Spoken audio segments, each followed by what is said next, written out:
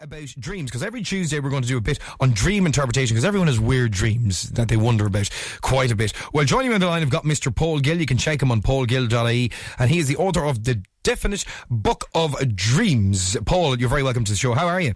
I'm very good, Fergal. Great to talk to you. Great to talk to you as well. Also a hypnotherapist and psychotherapist. I got quite a few dreams in earlier on, Paul. Will I shoot into them and you can tell us what to make of them? You. Okay. All right, I'll throw them at you with great vigour. Colin has got in contact. He said, I often dream that I go upstairs in my house, even though I live in a bungalow, and there is a huge room that I didn't know was there. It's bright, made of glass, and has wonderful paintings hung on the walls. There is also a grand piano in the middle of the floor. What's that all about? Wow, that's a lot to have in a bungalow, isn't it? Yeah, well, I mean, first of all, a bungalow with a stairs upstairs where there is no upstairs. Yeah, I mean, that's a curious thing. I would reckon that this is something, it's a part of Colm that he doesn't know is there. The house can represent himself, and it's probably hidden potential, an aspect of himself that he's not fully using. So I would suggest that it's a creative part, because there's paintings on the wall, and then you mentioned there's a grand piano in the middle of the floor. So I would say there's an artistic part and a musical part.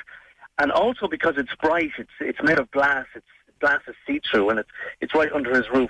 I'd say that Colm wouldn't be completely surprised if I did suggest to him that there is a creative part that he's not actually using. That he needs to release, yeah. That's quite interesting. Yeah, I actually say that. We will send that on to him and see what he thinks of that.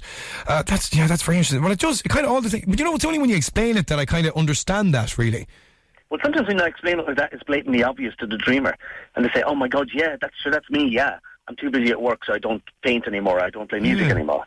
Here's one from Sharon. She's got in contact. She says, hey guys, I had a terrible dream that I was eating a biscuit and all of my teeth started to crumble. I was horrified but tried not to let anybody see, so I ended up swallowing my own teeth.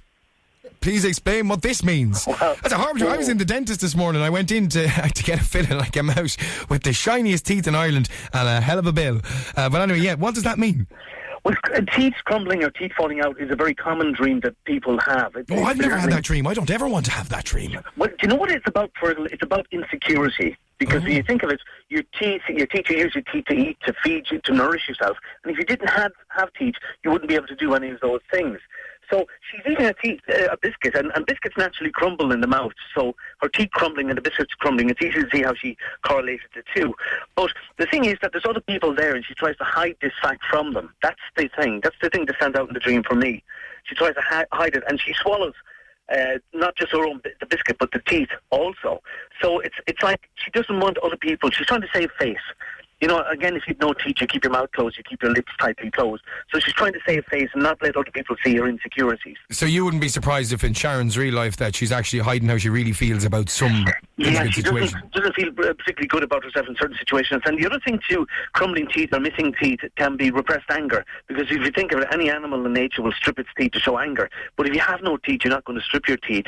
And it's almost as if, like Sharon, you know, almost like bites her tongue or kind of bites her lip and doesn't say what it is she wants to say. Yeah. Interesting, very interesting. Okay, the last one I have in here today that we'll get through anyway is Louise. By the way, if you're at home, you can text in 53102 with your strange dreams, or you can email fdarcy@todayfm.com or live@todayfm.com, I should say, as well. Here's the last one I have. Louise has gone in contact. She says, since I was a child, I've had this nightmare on and off that I go in home and there's a witch in the kitchen. She starts casting spells and, this is nothing new, this is just like back in Ballinasloe. She starts casting spells and objects, leaps off the wall at me. I go to run out the door, but my feet won't move. I feel stuck and can't get out of there. Now, I have had similar dreams to this where you can't move. It's like stuck in the mud syndrome. Yeah, there's two elements to this, Fergal. The first thing, she's had this dream since she was a child. And when you think of it, if you go home in the kitchen, who is likely to be in the kitchen? Well, it's your mum. It's maternal place, yes. Isn't it? And when you think of witches are usually like old hags. I'm not saying her mum is an old hag, by the way, but there's an older woman, an older person. So I would think that she's got issue with her mother because, and again, her mother being in the guise of a witch. The witch will cast spells. How do you cast a spell? Well, you verbalise the spell. So it's probably her mother giving out to her. Well, several times I've had verbalised spells put on me, Paul Gill. I just hope your mother isn't listening to this, Fergal. No, she put several of them on me as well, but she had a wooden spoon in one hand and a fish slicer in the other. So anyway, the thing is, you also mentioned then that objects were leaping off the wall. So she's hurt, obviously, by her mother's attack on her, and then when she tries to leave, it's an inability to leave. It's a common element in dreams too, where people, their feet won't move or to her waist in wet concrete or something like that. It basically means that she feels that she can't get out of the situation, and she's under the thumb of this more powerful woman who's got power over her, who casts a spell over her. Yeah, so interesting. That's what it is. God, that is absolutely brilliant. Well, listen, Paul, thank you so much for coming on to join us. You're going to be with us again next Tuesday. The website is paulgill.ie, and the book is called The Definite Book of Dreams, which you can check out as well. Now.